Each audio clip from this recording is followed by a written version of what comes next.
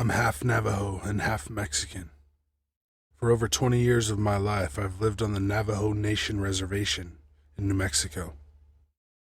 My Native American side of my family always warned us to be careful at night. My grandparents would always tell me stories of these shape-shifting witches who can curse you, kill you, or mess with you. They called them skinwalkers because they would take the skin of dead animals and wear them to change into that animal, or something in between. I never believed in it, really. I'm only half Navajo and light-skinned, so I was never treated the same by most people here. I drifted away from the culture and thought it wasn't for me. About 7 years ago, it was summer. I would have been 16 then. I used to hang out with a group of guys who liked to do a lot of delinquent-type stuff. Smoke cigarettes, stay up all night playing video games at someone's house, and then at 3 a.m., if we felt like it, we would go sneak out to paradise. I know it's ironic, the name. It's basically a giant metal pipe that carries irrigation water to all the farms, but it was also a spot for kids to drink or get high in the evenings.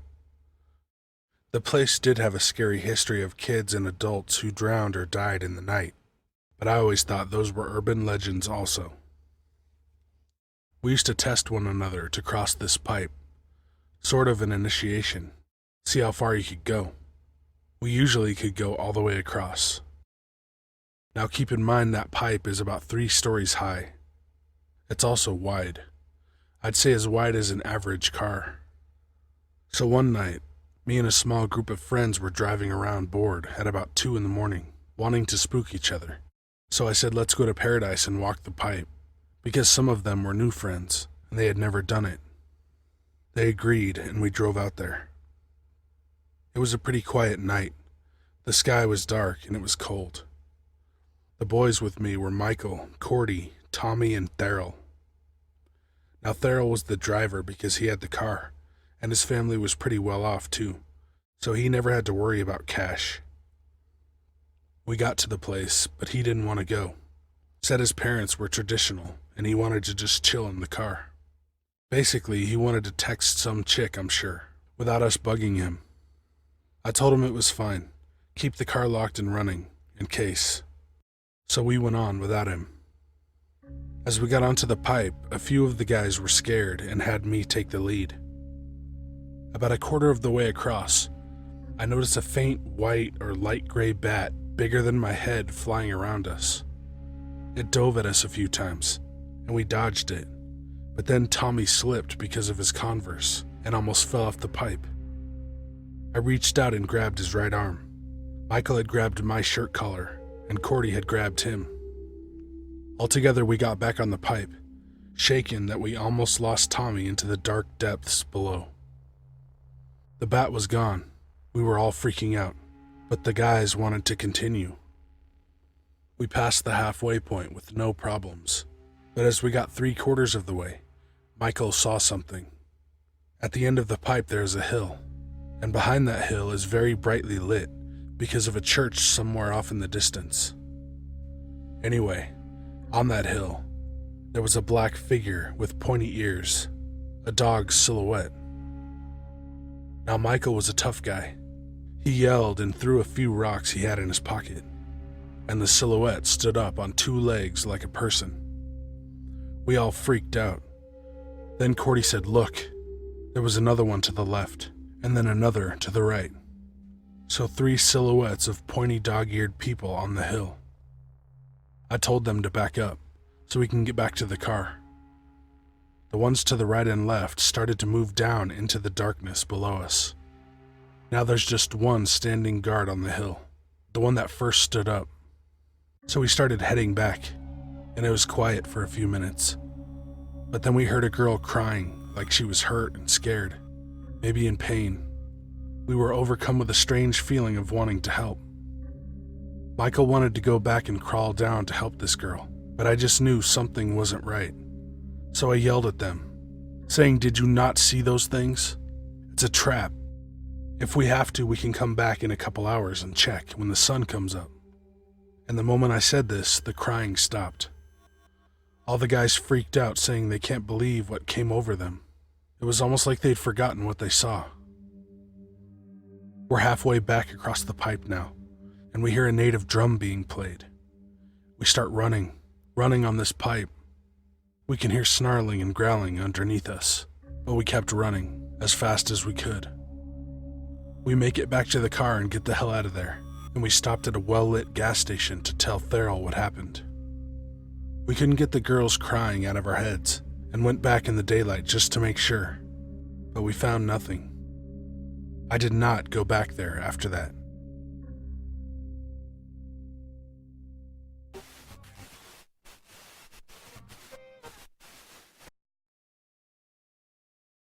Okay, so a little backstory. I was a young boy, possibly 11 years old. My family and I were driving to a friend's house to watch a fight. Manny Pacquiao versus someone. I don't know. I didn't watch it. Before we made it to the house, we had to drive through a bunch of other ones, do a roundabout, and drive through some more houses. So I'm playing a game on my phone while listening to music, when I decided to look out the window and at the other houses' windows. All the curtains were open on every house we were passing, yet only light made it through them. I thought this was normal and looked back at my phone. While my dad was doing the roundabout, I decided to look out the window again, and in one of the windows was a woman. She was slim and had her hips to one side and her chest to another, and she was very black. So black, in fact, that I couldn't make out what she was wearing or her face. It was a silhouette. Still though, I thought nothing of it and continued playing. I wish I didn't, but I looked out the window one last time after a couple more minutes. The exact same woman was in the same window in every house. She just stared at me. I tried telling my brother and my parents, but they disregarded me. I was genuinely scared, and I did not want to leave the car. I was forced to, but when I did, I immediately rushed towards the door, praying that the woman would not answer. Luckily, it wasn't her, and for a good hour or two, I felt safe. However, my phone died, so I went into one of the bedrooms to charge it. I also decided to relax a little and lie down on the bed. I couldn't shake the feeling of being watched, and there was only one window in the room, so I looked over to it. And there she was, still pitch black. This time, she wasn't in her normal position. Her hands were beside her hips, and her head rotated to look at me. I screamed and ran out of the bedroom, without my phone. My parents heard me and came to me. I tried to tell them everything, but they didn't really buy it, and we left early because they thought I would ruin the fight. I didn't look out the windows for the rest of the trip. I've gotten over it since I've never seen her since, but what I did realize while I was writing this was that the bedroom I was in was on the second floor.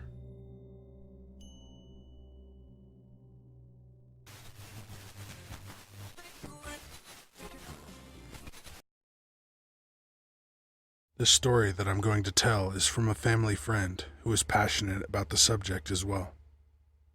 This first started happening in 2013. The family friend, we'll call him Joe, lives on the outskirts of town, about 5 miles away from the nearest gas station. There's quite a bit of forested area, but most of it is private property. There's a house right across the street from his, so he's not totally isolated. Anyway, one evening, Joe got done picking squash from his garden. He had put them in a bucket that he left on the porch, and he forgot about it that night. The next day, he went looking for the squash and realized that he had left it outside. He went out onto the porch, and the bucket was gone. He didn't really think too much of it. He figured a raccoon had taken it. He did find it strange, however, that whatever it was had taken the whole bucket, and that none of the squash had spilled out. It was like something had carried it away, taking care to not spill any of it, as opposed to rummaging through it like a raccoon would. A few days later, Joe came home from work to find a dead mouse on his doorstep, wrapped in a leaf and some grass. He looked at it for a moment in curiosity. This mouse had been meticulously placed inside the leaf, along with the grasses, almost like a sandwich. He then began to think that maybe someone was playing a prank on him, or maybe there was some witch or somebody in the woods trying to put a curse on him. Nothing else happened for about a year, until one night, Joe was sitting in his living room watching television when he saw something out of the corner of his eye through the window. He looked out and saw a figure hunched over, looking through his squash plants. He then went outside to confront whoever or whatever this thing was. He was surprised by just how little noise the creature was making, like it was trying to hide. He took a step on his porch, causing the wood to creak, and the creature looked up at him. He couldn't get a good look at its face, but there was a distinctive eye shine caused by it looking up towards his porch lights. It stood up on two legs, and he got a good look at its body. It was very large and bulky. He estimated it must have been at least 7 feet tall. It was black and hairy and man-like. As soon as it saw him, it bolted away into the woods with lightning speed, barely making a sound. There was no doubt in his mind that it was a Bigfoot, and Joe understandably had trouble falling asleep that night. As he laid awake, he began to wonder if the creature he had just seen had any connection to the mouse he had received at his doorstep about a year ago. And he definitely believed that thing could carry off that bucket of squash. The next morning, Joe decided to try a little bit of an experiment. He took some turkey and rolled it up in a leaf and some grass, much like the mouse had been, and set it on his picnic table out on the lawn and left for work. When he got back that evening, the turkey, leaves, and grass were gone. He studied the area around the picnic table, but was unable to find anything. Not even the grass had been disturbed as far as he could tell. Then he approached his door, and on his doorstep was another mouse, this time decapitated. And instead of leaves or grass, there was a small pile of berries next to it. He hasn't seen the creature again, but he believes that it's the one he's been swapping gifts with. It continues to present day. He got a whole deer antler just 4 months ago. He's set up trail cameras before to try to see if he can capture the thing on video, but he never catches anything. He's still trying. He told me he feels like it's always watching him and will intentionally not show up when he puts up the cameras. Has anyone else heard of this Sasquatch gifting behavior?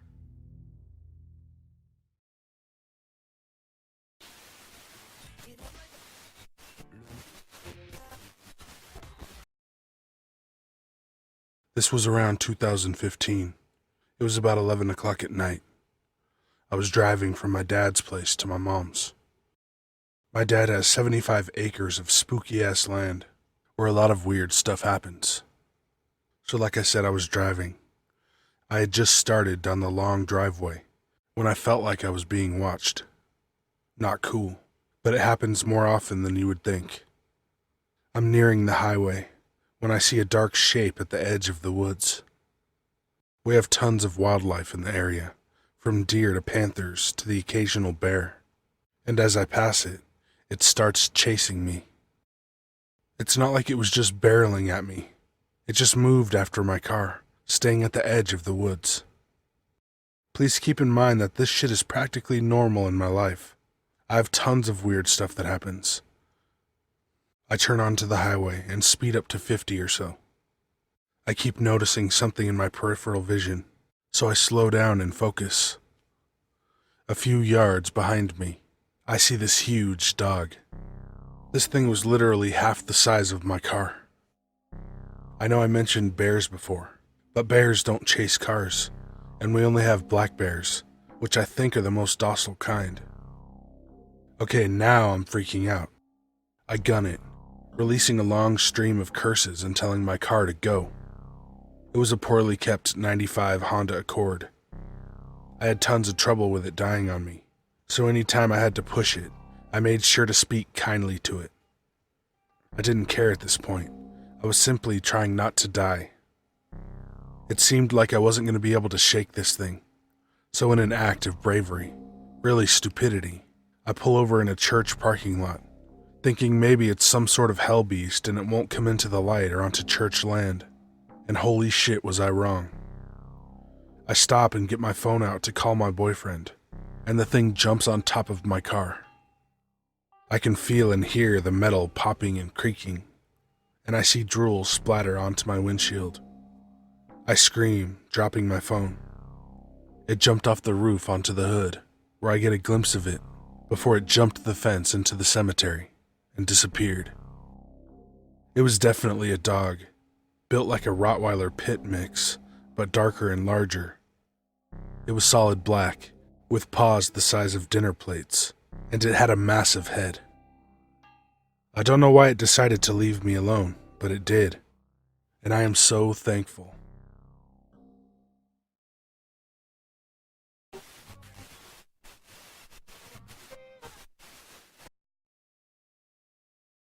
When I was 13, I was on an ATV with my two older sisters, one 15 and the other 18. We were going to my grandma's, which was less than 2 kilometers away from my parents' place. We were traveling through our fields, but on the way I suggested we go around the fence so we didn't have to open the gates. It was pretty much the same path, just a bit off to the side. We had gates because this was our pasture for the cows. As we get to the middle of the field, we all noticed something sitting on top of the hill we were about to climb. On top of this hill, we had a somewhat big pile of rocks from working the fields a long time ago. We slowed to a crawl because whatever it was looked human. We thought maybe a calf fell and was stuck, or maybe it was my uncle who looked after the cattle. But this thing was sitting weird, kinda like how Spider-Man perches at the edge of a building. It was crouching down on top of a rock. As we were sitting there trying to figure out what we were seeing, this thing slowly stood up, and my heart sank. Its arms were long, grossly long. I screamed to stop, and instantly jumped from the front of the ATV to the driver's seat, replacing my sister. As we were switching, this thing started running at us, but it was running weird. Its arms were swaying back and forth like a normal runner, but because of how long the arms were, it looked wrong. You would think it would run using the long arms. It was running fast. I turned around and shot off straight through the field. My sisters were screaming that it was still coming, but I honestly could not look back at this thing. I just told them not to look. We rounded the corner, and that's the last we saw of it. As we got home, I crashed the ATV into the deck, trying to get in as fast as I could. We were so scared my parents actually believed us. They called all the family to warn them if it was a trespasser. They said nobody saw anything or anyone in the fields. Now I want to describe this thing. It was tall, skinny, and wore no clothes. Just a body is what we could see. It was a grayish color, and the head wasn't shaped like a human's. It was thin and small. We were about 30 or 40 meters from this thing. It was during the day, too. Happened in Alberta, and I don't have a clue what it was.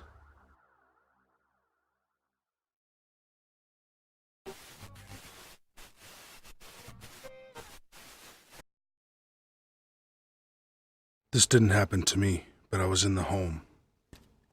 My parents have lived in their house for 25 years. I spent more than half my life living there. I'm 34 with children of my own, an hour away, but I visit as often as I can. The story I'm telling is about when I lived there when I was 24. I had 2 children and was going through a rough spot with my husband, so I stayed with my folks for a few months. My mom, dad, sister, and brother all lived there. I stayed in a bedroom with my kids. My sister had her own room, as did my parents. My brother was staying in a room in the basement. My mother is probably the sweetest and most honest woman you will ever meet. She's been a home daycare owner and homemaker her whole adult life. When I say she is honest, she does not like lying. She's really bad at it, and she's just a very serious person.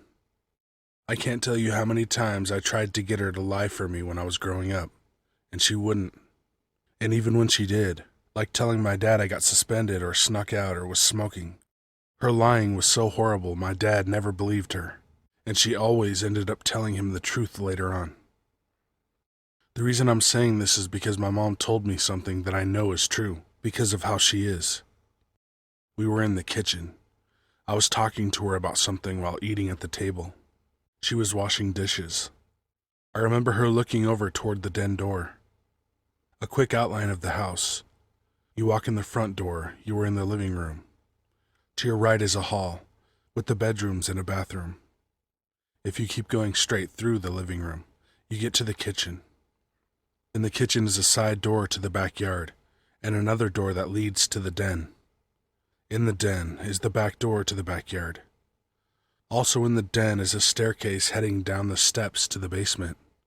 It's a decent-sized ranch house. Back in the 80s, there was a fire in the den and half the basement. The man who lived there died. He was burned alive. His family ended up rebuilding the den and basement. Now the basement was a typical one, hard concrete floors and walls. It had 2 rooms. One we kept the washer-dryer in, and the other had a big freezer in a small room, which was my brother's. So I see my mom looking towards the den. She dropped a glass cup in the sink and kind of just stared. I asked her what was wrong. She quickly looked away and said nothing was. I didn't think anything of it until a few days later. I came in the house and saw Mom praying on her deceased mother's rosaries. My parents aren't religious. My dad's an atheist. My mom is a Christian but doesn't really go to church or read the Bible. Rarely does she pray. So to see her praying on my mom's rosaries definitely surprised me. "You okay?" I asked. My mom then smiled and said this, "You ever see anything in this house?" I told her no, and it's true. I never experienced any paranormal presences in my mom's home. Sure, it has its bumps and creaks, but what older house doesn't? I asked her why. She then told me what has been happening to her. She told me she would smell matches ever so often, especially when she went in the den or basement. No one smokes in the house. We aren't big on candles, so it was kind of weird. What she told me next terrified me. She told me she has seen a man with burned, melted skin. No hair. Skin just a glossy red and black. She said he had like a hunchback, like he walked bending over a bit. She said he was naked, but she saw no genitals. She just felt that it was a man. She told me she saw him sometimes. She said at first she thought it was her mind playing tricks. The sightings started almost immediately after we first moved in. She only saw him a couple times throughout my childhood and teen years, but recently she has seen him more. And it wasn't just a brief out of the corner of her eyes type thing. He would stand in full view and just look at her. She said sometimes it's almost like minutes. She didn't know why he was showing himself more. I didn't believe her at first. I was like, "Yeah, okay, Mom." But she insisted, and then she started crying. I had to believe her. She asked me again if I noticed anything strange, and again, I told her no. After my mom told me this, I was very uncomfortable. Every time my then 8-month-old would babble or stare off at a wall, I thought she could see him. I began to make plans with my husband for a reconciliation. I believe in the paranormal, although I've never experienced it myself. A few months passed, and my mom was still smelling matches, but she had not seen the burned man since that day in the kitchen. I started to forget about it, and made my plans to move into a new house with my husband. One night, my 19-year-old sister Megan had her friend Cassie over. I was in my room with my kids. My parents were reading in their bed, and Megan and Cassie were hanging out in Megan's room. Around midnight, I was laying in my bed, watching TV. My kids were asleep, and then I heard a scream. This was a scream that turned my blood cold. It sounded horrifying. I jumped out of bed and opened my door, around the same time my mom and dad opened theirs. We looked over into Megan's room. Her door was open, and we saw Cassie sobbing hysterically, sitting in Megan's lap. They were both on Megan's bed. Megan looked confused. She was stroking Cassie's hair, saying, "What happened? What's wrong?" My dad went back in his room, assuming it was just girl problems. My mom went into Megan's room to talk to them and shut the door behind her. I went to the kitchen and got a drink, then sat in the living room to wait for my mom. About 20 minutes later, my mom came out of Megan's room, shutting the door again. I asked her what happened. My mom sat next to me and told me this. Cassie was reading a magazine on Megan's bed, laying toward the foot of it. The position she was in, if she looked up, she was looking out into the hallway because the door was open. And she did just that. She happened to look up. She said she saw a bloody-looking, melted, bald man dragging himself down the hallway. He was using his arms to pull his body down the hall. His legs and torso were dragging as he made his way toward Megan's room. Cassie then screamed and jumped in her lap, but Megan saw nothing. Megan was very skeptical and laughed at Cassie, but she swore on her mother, who had recently passed away. I remember the goosebumps I got after I heard that. I didn't even want to look at the hall. Megan's door opened, and out came a swollen-eyed, tear-stained face. It was Cassie. She had her coat and backpack. Her and Megan left. I assume Megan took her home. I never saw Cassie again. She refused to ever come back over. And that was it. I ended up moving a month later, and my mom saw the burned man no more. But what made me want to tell this story was last week I went to my parents to visit, and it was just my brother out there. Out of the blue, he says, "You're gonna think I'm crazy, but I think there's something in the basement. I keep seeing flashes of red out of the corner of my eye." So as of now, I told my mom what my brother said, and those two are sharing their stories. My mother only told me of the burned man, so I believe my brother when he says he's seeing something. My plan is to do some investigating on the house and the previous owner who died in the fire there. I wonder what he wants, why he only shows himself to certain people, and why does he do it so sporadically? I will make sure I thank him for not showing himself to me.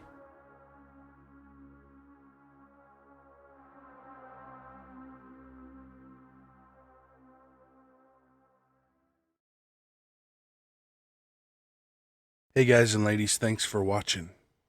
Send your story or creepypasta to the email in the description. My shirts, Patreon, Instagram, and Twitter are down there too. As you can see, I got some new merch. I did a couple new designs. I got a coffee cup and a sticker. I know I haven't been around live streaming and having a video every week. Just got some stuff going on. And I'm working on some exciting things right now. And sometimes this takes a back seat to that stuff. But I'm not dead yet. I still love you guys. And I'll probably do a live stream this weekend. Because it's been like a month, I think. But so that's what's been going on. And my next, I don't know if I'll do a pasta or not, but my next video is going to be True Scary Stories Church. So if you have any scary stuff or know someone who had scary things happen at a church, please send them to me. And that's about it. So, be good to animals, even people. Sit. Ja, snämar, bärksbes, hörs.